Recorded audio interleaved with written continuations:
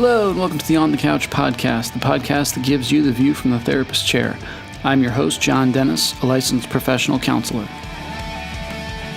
You're listening to OTC Episode 10 with Joe Sanok, owner and founder of Mental Wellness Counseling and host of the Practice podcast.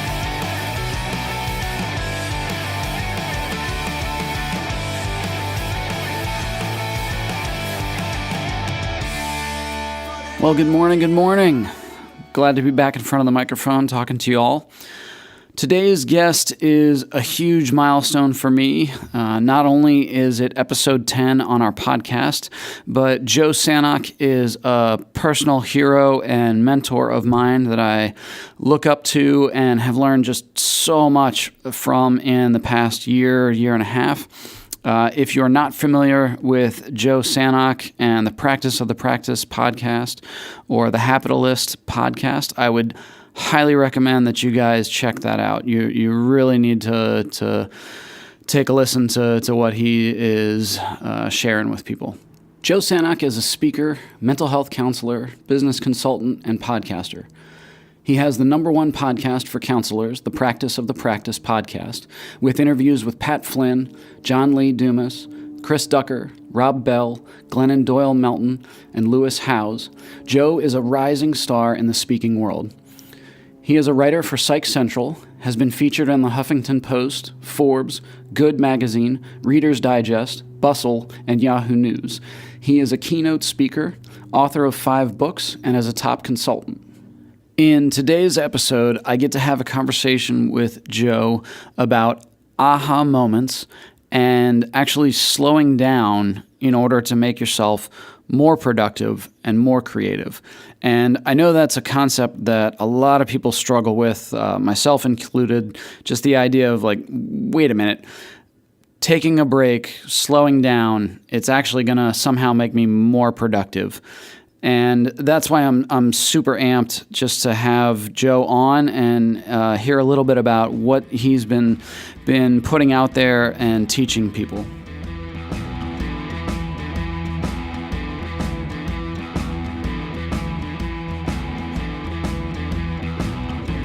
Joe, thank you so much for being on the show today. It's good to have you on.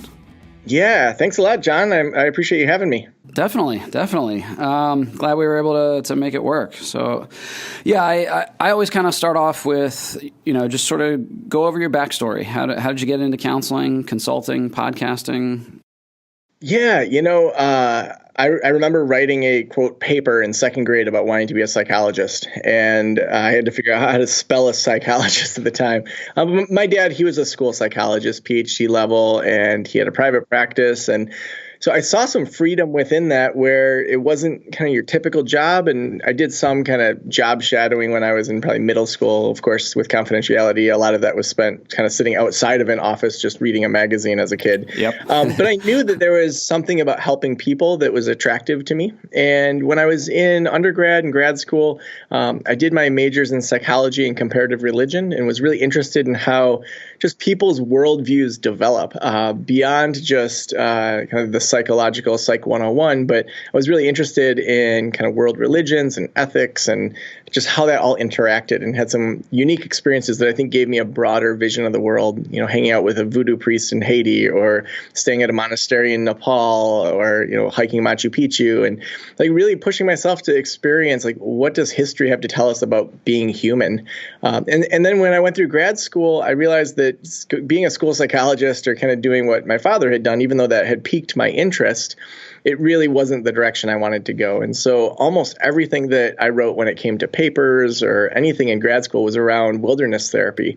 And for a long time thought that that's kind of all I was going to do, until I realized that, hiking with a bunch of at-risk kids for a month didn't necessarily line up real well with having a family, or hanging out with a wife. You don't say. Or to even like pay off student loans. When you make $20,000 a year, yeah, you get to go hiking in the woods, but it didn't really align with some of my other goals. And so, as I entered the workforce, I had jobs at nonprofits. I started a therapeutic sailing program where we took kids that were at risk out sailing and did therapy on the sailboat, and wrote some grants for that, and was doing kind of the traditional clinical route.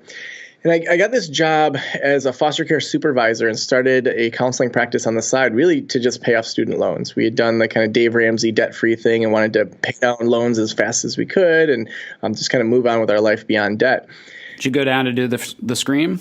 We actually, we missed that. We didn't call in right after we were debt-free, and then we just it fell off the radar. So we'll wait till we're debt-free, including the mortgage, which we're not too far from. Nice. So, but it's been one of those things that we just kind of started with, let's design the life that we want. And the private practice really was just a side gig, but there was nothing to really teach me from the private practice perspective. So there was a ton of business books out there, and I read some good ones, listened to some good podcasts. But in 2012, I thought, I'm going to just start writing about what I'm learning. And then in 2013, just started a podcast talking about what I was learning. And I looked around and there were no podcasts at the time for private practice owners. The only podcast really around counseling at the time was the American Counseling Association podcast. And that had been dormant for about 6 months when I launched. So Right away it was number one. There you go. Which is funny because in the book, I think it was Guerrilla Marketing, where they were talking about becoming the category king and how when there was tire companies, everyone kind of made the same tires. And then one tire company added a millimeter of extra rubber and said, we're the longest lasting tire. And then a different one added deeper treads and said, we're the best snow tire. And it really that stuck with me of, okay, where can I just dominate a category where nobody else is? And so podcasting was that back then. And then, that was still just a side gig. I was working at a community college. And then I remember there was this time when I left I had upgraded to a corner office, view of the water, had a group practice that was still on the side while I worked full time at the community college. So I left that office. I think I had run over to do a lunch session or something like that. Went back to the community college, was walking down the steps to my basement office that had no windows at the community college, and just realized I made more working at this 10-hour-a-week gig doing a little bit of consulting and counseling and with my group practice than I'm making at this community college. And it really started the wheels turning. When my second daughter was born, I took the full Family Medical Leave Act to just kind of test out whether this private practice and consulting stuff would work. And every month was the best month I had had, and it just kept getting better. And at the end of that Family Medical Leave Act, I went to my boss and just said, you can keep me, but I still want to keep working 20 hours a week, but get my full-time salary. I'm like, I might as well try to negotiate this. And she goes, we just can't do that. She and I are on great terms. And she kind of laughed at me and knew my negotiating powers. And so I said, it's time to go. And then, there's been a lot we could cover since then, but that jump, it took a lot of time to really convince myself. My wife was convinced well before I was that it was going to work. And here we are. Nice. And with the, going back to the adventure-based, counseling and learning, you and I have connected a bit over the last couple of months. Did that grow out of your experiences with Boy Scouts and being an Eagle Scout? Yeah. I think that I learned a lot in the Scouts in regards to goal setting and kind of setting markers for success. I think that my interest in nature, that was a big part of it. I had tons of really positive experiences with nature and just being in the woods. And I think, of course, a child of the 80s, I enjoyed video games, but not to the extent of my friends. I had as much fun doing really awesome adventures. But I think that actually led into, after I graduated high school, you get all that kind of money, and oftentimes people will buy a computer or something. And I said, I really want to travel after my freshman year of college, and I don't want to spend this money, and I know I'm going to be tempted. So I went to the bank and I said, is there a way I can lock this money up for 6 months or so till I need it? And they said, well, we have this thing called a CD and you'll get a higher interest. And I was like, what's a CD? And so I gave them all of my money from June of graduating, and then it all came due in December. So I had all this money for going to Europe, and I went to Europe for 6 weeks all on my own, kind of traveled around. And now I'm thinking of the average 19-year-old. I'm like, I wouldn't trust you with my cell phone, let alone going to Europe. But that just sparked in me this greater worldview of, wow, there's people that live very different than me. There's people that have way less than I have. The things that I thought were just, I went to a private Catholic high school. And, when you compare yourself to other people at a private school, you think that you're the poor one. And it's compared to the rest of the world, we have so much just You're doing all right. Yeah, I know. And so I think that leading into this adventure therapy, it was, well, how can I mix the outdoors? How can I mix in kind of experience and goal setting and these things that these kids just haven't experienced at all? And how can we do it from a therapeutic perspective that actually makes some hopefully lifelong changes for these kids? Nice. Yeah, and I mean, I think it's such a testament to, the passion that you have, because I know for a lot of people, they're like, that sounds like my worst nightmare. Like the idea of traipsing out into the woods with a bunch of angry, troubled youth. Yeah. Yeah, a lot of people wouldn't touch that. So, well, it's interesting because nature gives you the unexpected. It's such a microcosm of life. So, we're on this big wooden sailboat that had been donated. It was 50 feet long. The only replica of this boat was owned by the Kennedy family. So, multi-million-dollar old school wooden sailboat. So, if you picture any pirate movie, like that's the kind of boat we had. Nice. So, we just started with a really cool canvas to start with this program.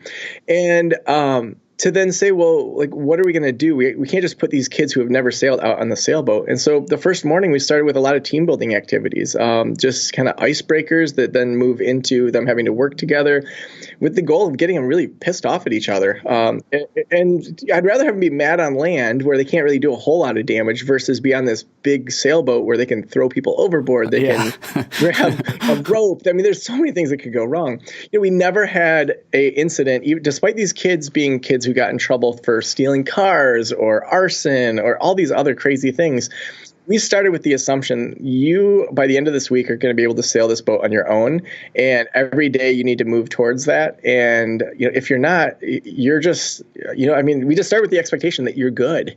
And it's amazing how when people start with that assumption, they often rise to the occasion. And the kind of teamwork we saw, the kind of reaching out for each other we saw, and within the structure of the program, I still remember this one girl who she had moved 4 or 5 foster homes. Her biological mother had abandoned her and her 2 younger siblings. She had had to be an adult since she was little. And the final day of the program, the goal is that the adults didn't touch the sailboat at all. The kids take it off the dock, they take it out, they move it in, they put up the sails, everything is on them. So I remember we're pulling this, or not we, she's pulling this 3-ton boat into the harbor and comes around this corner. And her foster mom, who hadn't told her yet that she was going to be adopting her, but that we knew that was coming, was standing there with her 2 siblings, her probation officer and her foster care worker were all standing there. And there was only a handful of other people there, but they were all there watching her pull this boat in. And most of the attention she had received was, from being a teenager that either dressed really sexually or she had, done things with the law. And to see that moment of she in 1 week went from, being pretty rough and tumble to, like I actually have a glimmer of light here that I could do something. In 1 week, switched that. Man, that's you didn't warn me that you were going to make me cry. So thank you for that. And isn't it interesting how sometimes it's like our own clients' stories sometimes don't do that, but you need like someone outside of yourself. Like I'll be watching some TV show and then it just like triggers, like that reminds me of this client. Oh my gosh. Yeah. And then you get back in touch with those things that you kind of got to get through in the sessions. Sure. Yeah, definitely. Man. And that, just the idea again of being out in nature and, taking a step back. I was listening to the TEDx talk that you gave in Traverse City on, aha moments. And yeah, that idea of taking a break, you talked about Vigilance Decriment, and I'm going to make sure to link in the show notes to the TEDx talk so everybody can get to it to hear the full thing. But yeah, can you just kind of unpack that? Yeah. So Vigilance Decriment is a really interesting concept that some University of Illinois researchers kind of pushed back against. So Vigilance Decriment, vigilance, how well we pay attention to something, decrement, breaking down over time. So before this research study a few years ago, really the main idea was that throughout the day, we have this kind of glass of water in our brain that it's slowly poured out, and that energy just kind of disappears, and it kind of doesn't matter how we spend it, but it's going to get poured out throughout the day. So they wanted to push back and really look at, does that happen? Do we always have vigilance decrement in situations? Because, naturally we want to have vigilance at the beginning of something. We want to know if there's a lion in the room, and then when we feel safe, then we let our guard down, and so we aren't paying attention quite as well. So evolution has helped our brains get to this point. So these researchers, they brought together two different types of groups of students, as you do in a research study. Yes. So the All first good group, research. yes, it always starts with two. So the first group, what they did is they brought them in and they put them in front of a computer and they said, all right, you're going to get randomly assigned a 4-digit number. So say your number is 5178. When that number comes up on the screen, you need to hit this button. And then when other numbers come up, you just need to ignore it. And you're going to do this for 50 minutes. Random numbers are going to come up. So super boring task. So for 50 minutes, you sit in front of a screen, literally just watch numbers and hope your number comes up and hit the button. So what they experienced over those 50 minutes was vigilance decrement. The amount of buttons they pushed at the beginning was significantly more than those they pushed at the end. So they started missing it. They started dozing off. They started looking at other things, like just not paying attention as well. So the second group they bring in, same setup, 5178. When you see your number, push the button, except at the 1/3 mark, they interrupted their time. And they said something like, you're on the wrong computer. We need to put you on a different computer. Go have a seat in the lobby for a minute. They only got a 1-minute break. And then they put them on the other computer. Another third of the study goes by. They interrupt it again for 1 minute. And then they have the final third of the study. So you've had 2 1-minute breaks within there. That group experienced no vigilance decrement. And so what's happening in the brain there? So we're deactivating and reactivating the brain so that the brain will pay attention more. And so how does that apply to us? I think there's micro moments that we need to take within our day to say, okay, let me just do some jumping jacks or some push-ups or whatever it takes to kind of move my body. Research shows that even looking at a magazine that has nature in it is almost as effective as going for a walk in nature for the same period of time for those micro breaks. There was another study I didn't talk about in the TEDx talk where they looked at people that were taking breaks in a kind of very cityscape, metropolitan area. And so they had those people they could look at screens on their phone, they could look at a magazine or a coffee table book of nature, or they could go for a walk outside. And they were randomly assigned. It wasn't like they chose. And so they did one of those 3 things. And they found that the research showed that it was most refreshing, obviously, to be in nature, but almost equal was looking at that kind of coffee table book of pictures of nature. And the screen did nothing in regards to kind of helping them relax. And so we know that we need these micro moments, whether it's religious traditions or just even productivity traditions. That's been a part of our story for humans. I mean, whether it's like a Sabbath or things like that. But we also know that for many cultures, some sort of kind of annual retreat is a big part of what people do. And so that's where I think slowing down on kind of a larger scale of saying I'm going to take a long weekend or a week or a month or whatever works for your business, to be able to really step back and say, what am I working on here? And, the biggest breakthroughs that we have are oftentimes when, you're taking a shower or you're going for a drive and you turn off the radio and just let your mind wander, or, you're just going for a hike and you don't have a podcast in, you're just hiking. Those are the times that often our brains get into those areas that we've missed because we've been too stressed out. Sure. I mean, even just for myself, I know I almost never have silence in the car. There's always, a podcast, an audiobook, the radio, something is on. So, and we live in a society that really doesn't promote, the mindfulness has started to catch on a lot more, but yeah, we really don't promote slowing down and taking a step back. And now for you, I know I've heard some of your other interviews and things like that. So I know you're very open about 2012 was a pretty rough year for you in terms of being forced into aha moments. Sure. And are you able to speak to that? I mean, obviously that sort of. Yeah. 2012, in 2011, my mom had cancer in her colon and large intestines and was going through treatment with that. So in the midst of 2011, our daughter was born kind of as my mom's going through all that treatment. And then within a couple months of our daughter being born, we found out she had a heart condition, which runs in our family. Several people in my family have had open heart surgery as children. My mom was actually one of the first children in the nation to have open heart surgery down at the Cleveland Clinic. So we kind of thought that might happen, but all the pre-birth kind of screens showed that things were fine. So our oldest, or first child, For that first year, her heart was so weak that she had to be on this medicine that kind of removed like all the liquids from it so that her heart wouldn't fill with liquids. And so she was going to the bathroom every hour and a half or so. So whether it was middle of the night, middle of the day, she had sopping wet diapers that would wake her up. So we only got an hour and a half of sleep at a time. Or if my wife, took it on, then I got 3 hours, every other time helping her. If I had to go to work, she might field some of that. But then our daughter, she would get so tired from her heart that she couldn't really, from the breast, she couldn't do breast milk directly because she just gets too tired and not get enough nutrition. So we had to do these breast milk milkshakes where it was like breast milk with formula. So I'd get up and do that while my wife was changing her and then feed her, a couple ounces to hopefully get her up to weight to have this surgery. Trying to avoid the failure to thrive and all that. Jeez. Right. So then we finally get to January of 2012 and she's up to weight. I think it was 17 or 18 pounds. And then the surgery's taking super long, and we're like, what's going on? And at that point, it was supposed to be just a catheter surgery where they kind of, put the catheter in, they pop this little thing in that's sort of like an umbrella in your drinks kind of thing that kind of goes around the hole and expands, and then it grows over it. Well, the doctor, comes out and says, your daughter has a left pulmonary stenosis, meaning if we did this procedure, her left lung wouldn't get any blood.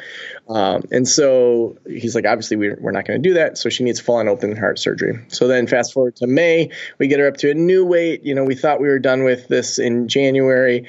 We have the full open heart surgery. We stay at the Ronald McDonald House within University of Michigan. To give up that level of control, not that we ever really have as much control as we think as parents, but it was pride from your hands. Right.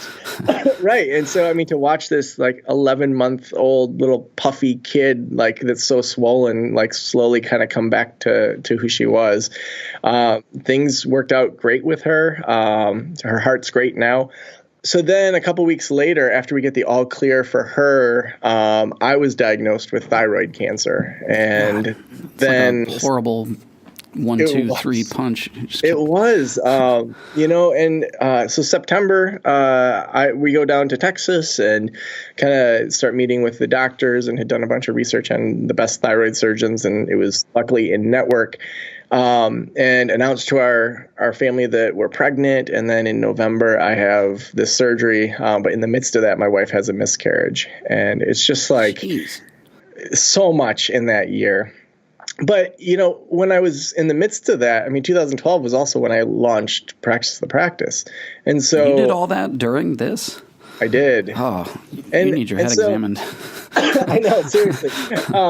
But I had to ask myself, why am I blogging about private practice stuff in the midst of all this? And in a lot of ways, I remember it being a distraction. I remember sitting in the hospital and being like, hey, I can't wait to write about SEO. I just don't want to think about this stuff. Yeah. And then, in the midst of cancer treatment, planning out when the launch of this podcast. And it was one of those things that I think was a distraction, but it also instilled some habits in me that are just still there. Well, in a weird sort of way, it was almost sort of the reactivation you were talking about, but just the reverse. Instead of the, stepping back from work, stepping back from all that pressure and all of everything going on. Gosh. Yeah. And I think that I had to ask myself, what's the best use of my time? If my daughter is going through heart surgery or I'm going through cancer treatment or my wife and I are mourning, a miscarriage, I had to justify myself. If I'm going to go record a podcast or if I'm going to go write a blog post, that better be the best use of my time. Mm-hmm. And so it really instilled this idea of sprinting within kind of the way that I approach things. And that's an idea that's really common kind of in the IT world where you'll say, okay, what's the focus for this 1 week, this one day, this 6 weeks, where we're going to get a specific project done and we're going to sprint towards it. And that idea of sprinting and just working on the best use of my time and saying, I'm not going to do the other things or I'm going to outsource it or have somebody else do it. That's something that I think has continued to help me say, I'm going to work really hard for the 3 days a week that I work. And I'm probably going to be super exhausted by the end of Thursday, but I'm going to get so much done that it's going to be more than a week's worth of work. And then I get to really only work on the things that are going to move things forward. And I know you've talked about, in high school running track and being a sprinter and So I imagine almost that idea. It's, one of the worst named conditioning workouts, the fartlek of, sprinting and then slowing down and sprinting and slowing down. I've never heard that term. I don't believe I just made it up. I'm pretty sure. I kind of hope you did just make that yes. up. Someone's out there's listening and they're like, I got to Google that. And then that John's full of crap. Yes. He's just making terms up out of nowhere. I just really wanted to say the word fart on air. That's really all I love it. Check. You check that box off.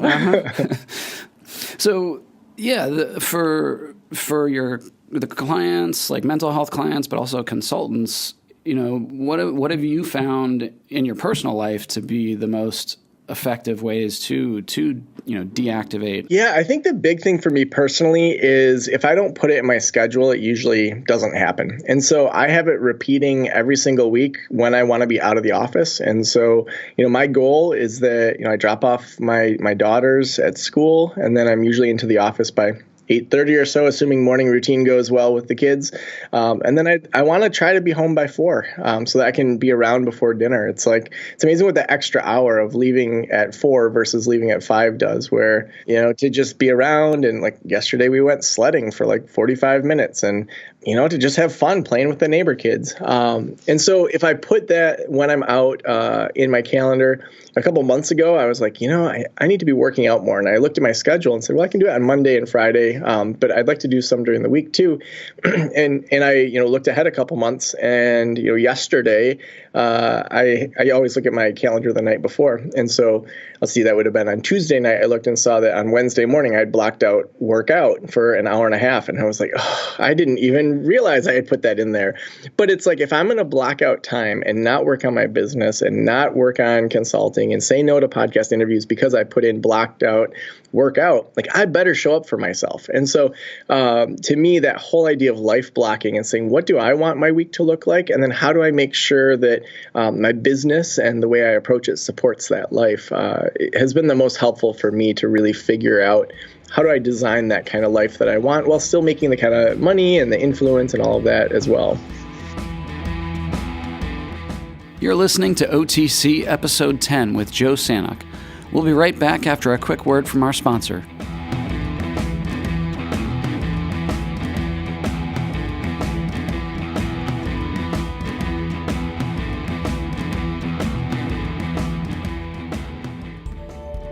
Life is hard, but Parenting and Family Solutions is here to help. Our board-certified counselors are easy to talk to and offer a safe, encouraging environment to help you with your unique needs. We specialize in helping clients of all ages deal with depression, anxiety, marriage issues, screen addiction, and ADHD, just to name a few. We now have daytime and evening appointments available in Harrisburg and Lancaster and accept most major insurance plans. Visit our website to learn more at www.parentfamilysolutions.com or give us a call at 717-602-5560. Let us help you build a stronger family and a healthier you.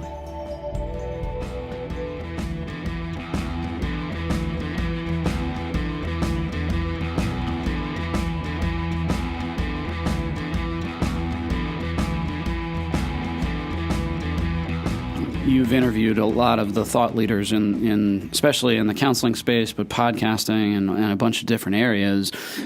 How do they deactivate? Yeah, I was just talking to Mike Michalowicz, who wrote The Profit First, and he has a new book called Clockwork. And so I interviewed him for the podcast recently.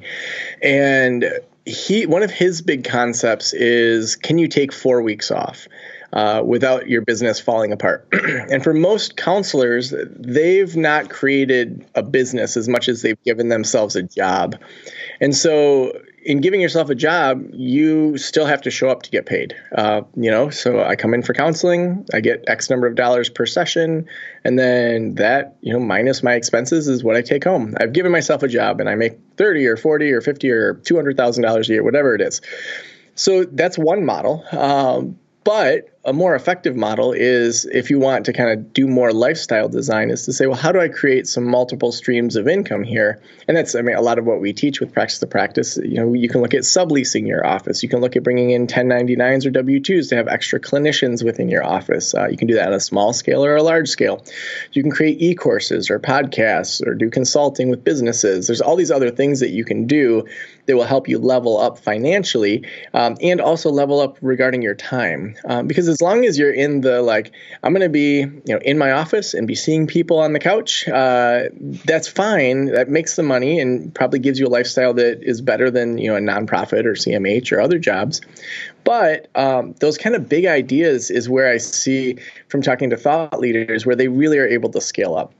So even just talking with, I was talking to Dr. Julie Gottman recently for the podcast, and she, Yes, very jealous. I'm just name dropping at this point. Yeah, No, but I mean, she gave some advice. I said to her, so Julie, lots of people might see what you guys have done and be like, how can I do that? What recommendations would you have for people that they have a practice, they're a solo practitioner?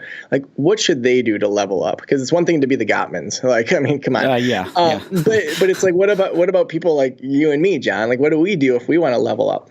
And so she said, start speaking as much as you can locally and start kind of creating what your model is.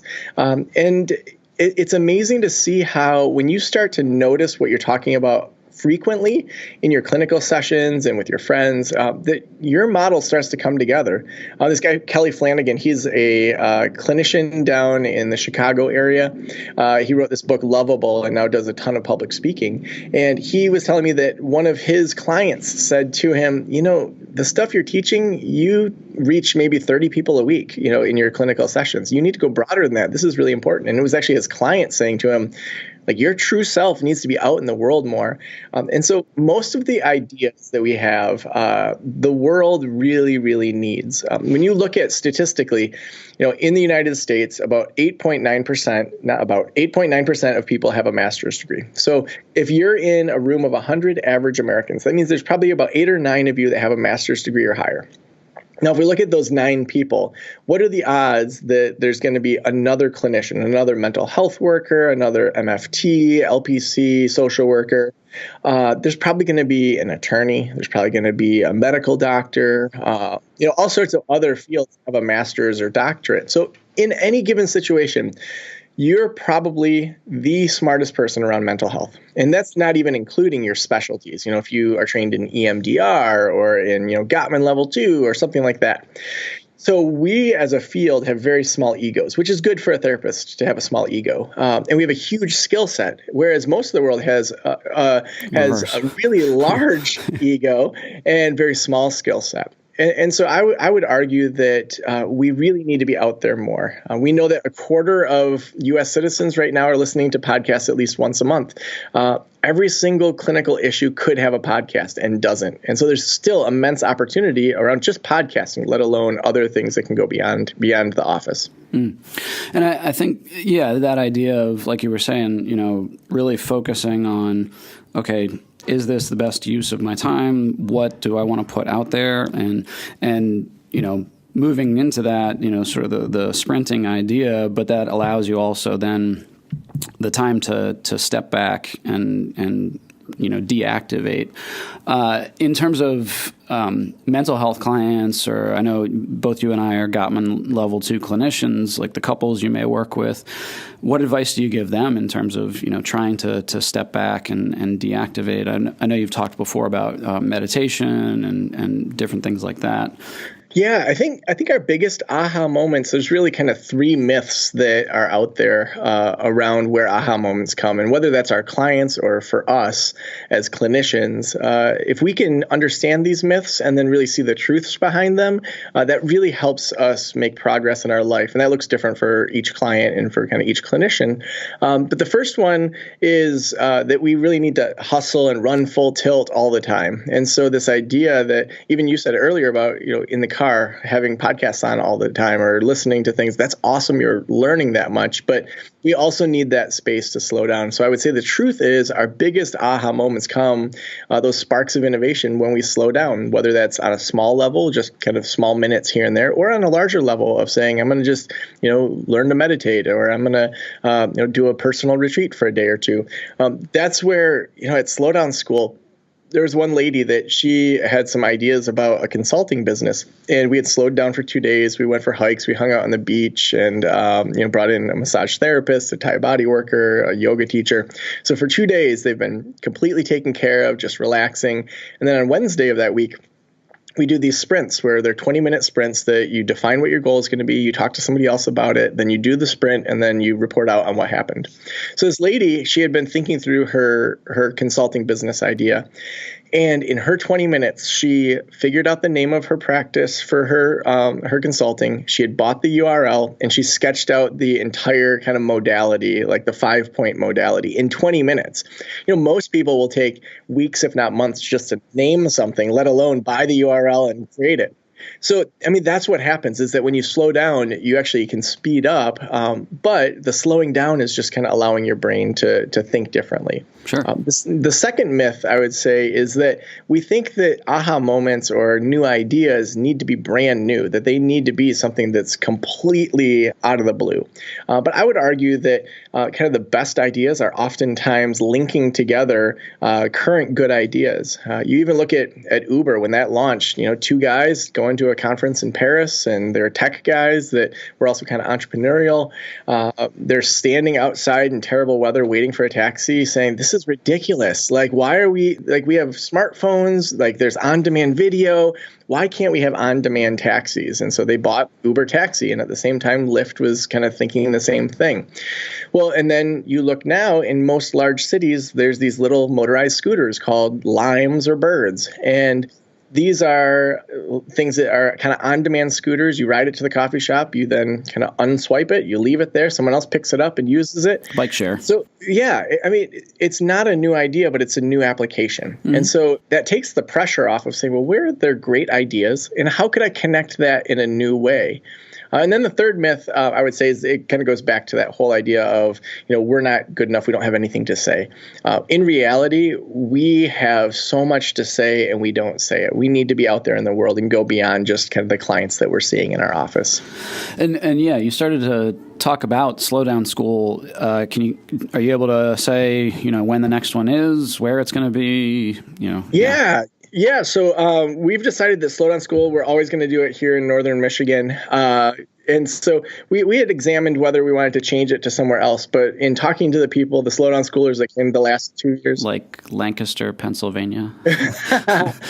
Yeah, well, Allison Pigeon's down there. Yeah, exactly. Yeah, I think we could definitely. She and I will have we could definitely launch another event down there. I'm signing her up unbeknownst to her. Little does she know. Yeah. So, we have a great place right on Lake Michigan, the Leelanau School, that gives us a great deal. They bring in executive chefs that work directly with farmers. They literally have pictures of the farmers that grew your carrots. And so wow. the price point for us is a point where we can make a profit for all the time that we put into it. And talking to Slow Down Schoolers, they're like, don't change the location. We were looking at changing it, but then we decided to just launch a separate event called Killin' It Camp out in Colorado. It's a little easier to fly into.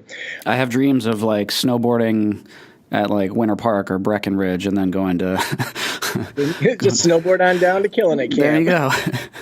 Yeah, so we're having it July 21st through 27th, 2019. That's going to be here in Traverse City. My birthday. Nice. Really? Which one's your birthday? The whole July week? 26th. Yeah. I have a birthday month, really. Yeah, and it's really aimed at people that they've got a growing practice, and so they probably have added a clinician or two, or it's going pretty well. It's not really the startup group, but they also may have a big idea that they want to work on as well. And so what we do is we look at people that are coming in, and we say, are they more wanting to work specifically just on growing their practice? Do they want to work more on growing their big idea, or both? And so then we put them into families of 3 or 4 people that will support them throughout that week. And so when everyone flies in on Sunday, we have a great kickoff on Sunday night. And then Monday and Tuesday of that week, what we do is we really slow down. We go hiking at some of my favorite places. We hang out on the beach. We have an open bar. If people want to have a beer in the middle of the day, then no judgment there. Wednesday, Thursday, and Friday morning, we run full tilt towards their big idea or their practice. So we have a number of different activities we take them through. It changes every year because the group changes, and we want to make sure that it's fresh for people that are coming back. But then there's also elements that we keep the same. And we have fun events too. Like this past year, we had a silent disco, and then we also did improv with therapists on the beach. None of us had ever done improv, but we did improv on the beach, which was hilarious. Nice. It was totally a gamble. I was like, yeah, gets everybody out of their comfort zone. yeah, I was like, if this fails, we'll just watch the sunset and we'll just say, forget it. But it was amazing. And then on Friday afternoon, we go wine tasting throughout northern Michigan in a big yellow school bus, and we slow down and celebrate that the week was awesome. And then early Saturday morning, the bus takes everybody back to the airport. We give hugs goodbye, and everyone flies home. But what's really cool about it is we've actually included that in our next level mastermind group. You just get Slow Down School for free as part of that. And so when people are in next level mastermind, they work together over that year. And I would say that's more effective for someone that's planning to come to Slow Down School to join next level mastermind, to work with other people that are working on big ideas. Yeah, and that's kind of running the year round, right? Yeah. So we open that up every probably 3 months or so. So people apply for it, and then we invite them to come in after talking to them. And you were saying, I mean, most of where you started off was geared toward counseling, social work, but it, kind of expanding to other practices of if that's chiropractics or a lot of different things. Yeah. I think that, we're continuing to grow. We just got invited to do an article for a psychiatric journal about practice development. So that's going to be coming out soon. I think my deadline's like mid-January at the time of this recording. So I'm assuming sometime in 2019, if you type in psychiatrist Joe Sanok, you might find some search results. So we continue to have, nurse practitioners, massage therapists, chiropractors, all sorts of folks that are now following Practice of the Practice. Cool. And kind of off of the, happiness and well-being and slowing down, I know you also just started a second podcast, as if one wasn't enough, really. Like, you got to quit hogging all the... I know. So this is actually our third podcast. We had the How to Become a Consultant podcast that had a run for 80 episodes or so. So it was all about how do you find a specialty, grow an audience, then grow an income. So I interviewed people like Pat Flynn, Chris Ducker, John Lee Dumas, about like how do you kind of build out that consulting arm of things. Okay, yeah, now you're just name dropping. Okay, that's... yeah.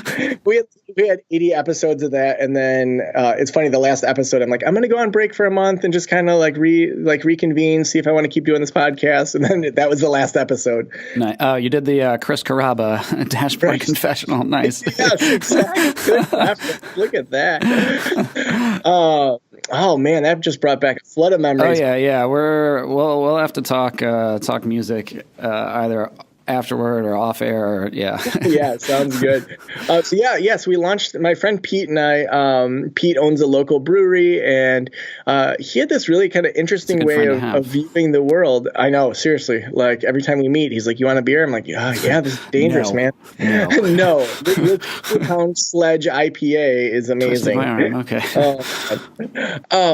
So we started talking about a year ago about his kind of philosophy of business. So he has this place called the Workshop Brewery, and he really views it as a place to live out his philosophy around business and capitalism and the betterment of the world. And it's really cool. He has this idea of an H dollar or a happiness dollar, and how the positive psychology research really says, from around $0 to $80,000, every dollar makes you way more happier. Because if you have hardly any money, you really want some money. Like you can then pay for your kids' medication or your food or rent. You're not stressed about those things. But from about 80 to 120, depending on the research study, that's about where it starts to level out. Now, it doesn't ever go down. Every dollar makes you a little bit happier. But the jump of that dollar is different than the happiness you would get from other things. So, for example, say you have a traditional job and someone comes to you, your boss comes to you and says, hey, I would love to promote you to be a supervisor. It's going to be about 10 more hours a week, but you get an extra $10,000 a year. The traditional thing was, keep leveling up your job. You're going to work 50 hours a week, but hey, maybe someday you'll be CEO or president of the college or whatever your goal is. Mm-hmm. So if you look at that $10,000, extra, if you're already in that 80 to 120, the happiness you get from that for giving up 10 hours a week is significantly different than if you were to, say, spend that 10 hours learning a new language, going stand-up paddleboarding, spending intentional time with your kids or with your friends or meditating. There's all these intentional activities that statistically will give you more happiness than the money would give you. And so we're exploring that. We're interviewing a lot of interesting people. Also, Pete's fully bought into this, and I would say in the podcast, you get to see my journey of being a bit skeptical and questioning Pete and not fully buying in. But I think that's good. Pete, he was raised in Thailand and in the UK and in the United States, and so he has a different kind of point of view than kind of someone that was raised in northern Michigan. And so we work well together, but we don't always play nice, which is fun. Okay. Well, and the one name I don't think we dropped was the name of the podcast. It's The Hapitalist, right?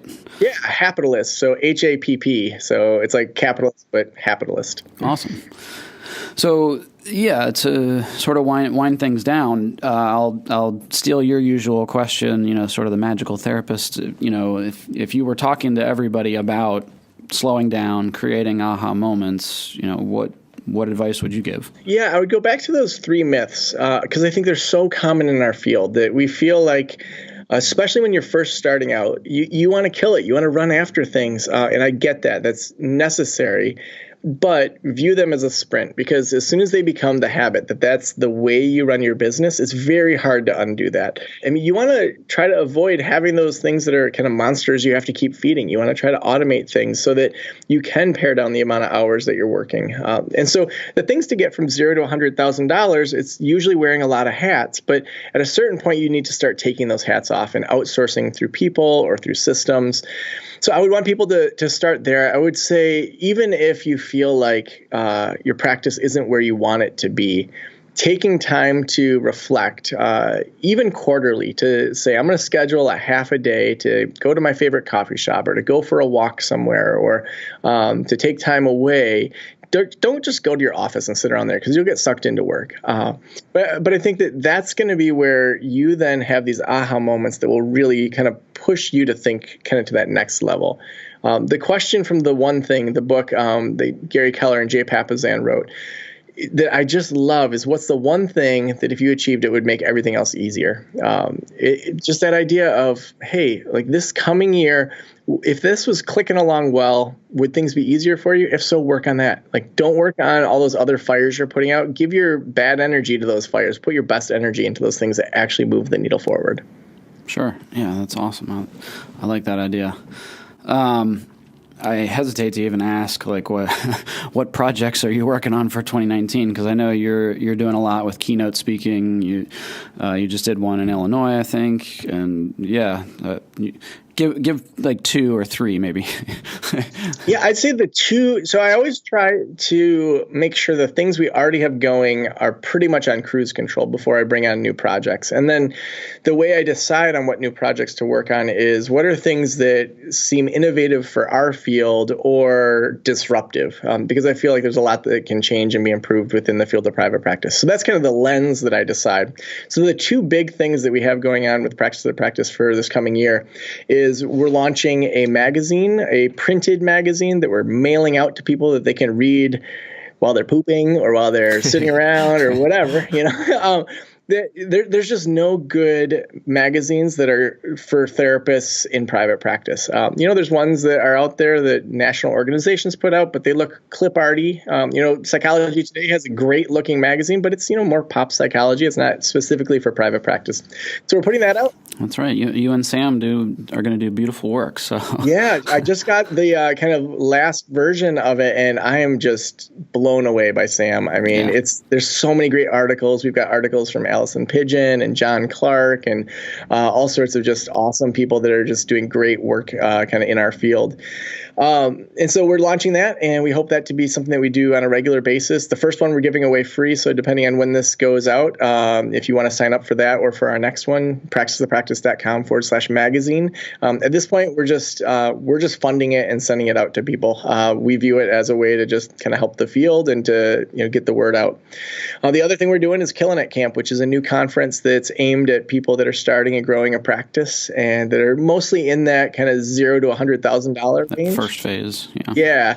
We want it to be the private practice conference. We don't have a conference that's just for private practice. I mean, we have ones like that are smaller, but we don't have like a big conference. And so we're doing it at the YMCA of the Rockies out in Estes Park, and they can scale up to 5,000 people. So, I mean, this could become a conference that's just enormous. Yeah, it could be huge. Yeah. And so the early bird tickets, they go on sale in January 2019. So right around the corner at the time of this recording.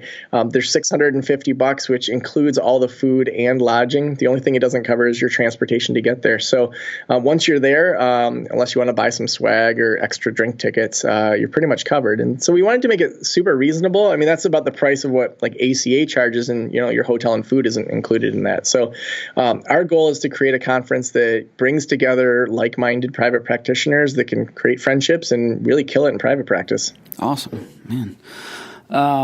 Well, I know you mentioned the magazine. Where can people find you? Where can they get at you? Yeah. So practiceofthepractice.com is kind of our main hub. If people want any of we have 30 plus resources, ebooks, downloads, they can head on over to practiceofthepractice.com/resources. We're always adding new ones there. Instead of having individual opt-ins, we just thought, let's just dump them all on one page because people are at different stages of practice. And then from there, you can always reach out to us if you're not sure what to do next and you're like, hey, I'm stuck. Like, reach out to us through our contact form. And if you want to explore Killing It Camp and look at all of our speakers we have there right now, I think we have 15 speakers or so lined up already. So that's just killingitcamp.com. Man, yeah, and I'll definitely put all those links in so people can get to it through the show notes as well. Okay, so I have to end with this question. So you are somewhat of a household name for us, so I'm on a first name basis with you. I don't know if you know that, but my 6-year-old daughter, she is like jazzed about this idea of podcasting, and I've recorded an episode or two with her that we're thinking about unleashing on the world. Nice. So I gave her one question. So what she wants to know. My 7-year-old and I are talking about doing a podcast too. I think that's so cool because I think kids need more podcasts. But continue. Yeah. So her question is, if you could be any animal, what would you choose and why? Such a good question. At first I think like a sea otter might be fun because they just seem to play all the time. Okay, yeah, they're playful, yeah. But the idea of flying seems like super cool. Okay, yeah. Oh man, any animal. She's good with the questions. Yeah, she's pretty good with them. Sometimes that's bad for me, but Right. I think I'm going to go with a bird of some sort. Like what would be a fun bird? Well, I hesitate to say depends eagle. You could be a falcon. You could be. I think there are some birds. There are some birds that can swim as well. But then now I'm thinking like a turtle would be kind of fun because like they just kind of like cruise through the ocean and like a dolphins. Galapagos. Yeah, I think I would want to be a shapeshifter. There we go. Okay, there you go. I change shapes depending on how I feel. Yes. I'd probably have to be what's his name, Maui from Moana. Yeah, okay, nice. There we go. I'll be him. He's got really awesome hair. Yeah, I'll be a demigod instead. I will let her know. Okay. Okay. That's the closest I think I can get to an answer without giving an answer. You're going to go with like the shark head with the legs. Yeah. Nice. Yeah. If I have to give an answer, I'd say a bird of some sort. So probably some sort of like a falcon or something that, flies around. That seems like that'd be pretty cool. All right. Well, there you have it, Riley. There's your answer. So, well, Joe, thanks so much for being on the show. Again, I really appreciate just the chance to, pick your brain, get this knowledge out to clients and clinicians alike, and always excited to see what new things you have up your sleeve and what's coming down the pike. So, yeah, I wish you luck in the year. Oh, John, thanks so much for having me on this podcast. Thanks. Definitely.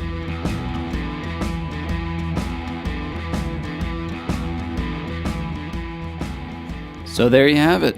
Man, such an amazing conversation. I really can't get over that I just got to talk to Joe Sanok and got to share that with you all. I really hope that this episode, but also all of the others, have been helpful. That's the whole mission of this podcast, this project, is to try to connect with people and help as many people as we possibly can. And so I hope that you got something out of this conversation about aha moments and trying to slow down. I will definitely pack the show notes with links and resources to the things that Joe referenced. And you can find those show notes at www.parentfamilysolutions.com/podcast.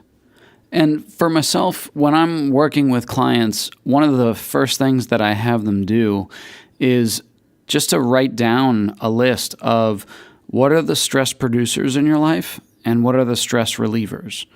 And so often I find that people have a very lopsided list of a lot of stress producers and not a lot of stress relievers. And you really want to look at that. You really want to take time to either expand that list and add things in, or look at what were things that you used to do that brought you happiness and enjoyment and helped you relax or disconnect, and start to do some of that again.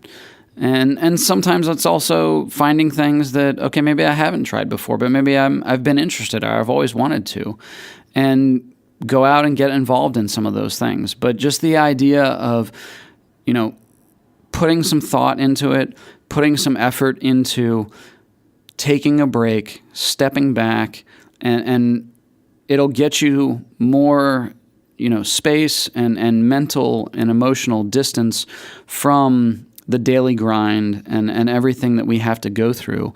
And it will help you to be more productive and more creative. Trust me. If you have a question you want read and answered on air, you can call 717-897-0577 or email us at info@parentfamilysolutions.com and put podcast question in the subject line.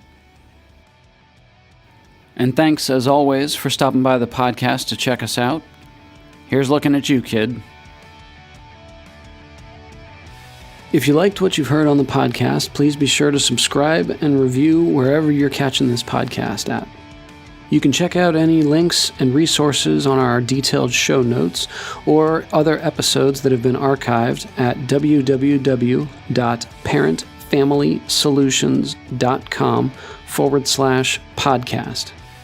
If you want to catch up on what Parenting and Family Solutions is doing, be sure to follow us on any of your favorite social media apps. This is your host, John Dennis, saying good night. The author and host of this podcast is not engaged in a therapeutic relationship with the listener and cannot give counseling advice without a confidential appointment. Listeners should be sure to consult with a licensed therapist in their area or seek emergency medical attention if they are experiencing psychological difficulty. A special thanks to the Topsy Turvies for the show theme song. Their song, Like a Living Dead, can be found at topsyturvies.bandcamp.com. The bump interview track was the song 1973 by Bruno E. The author and host of this podcast is John Dennis. Special thanks to producer and editor Trevor Groff.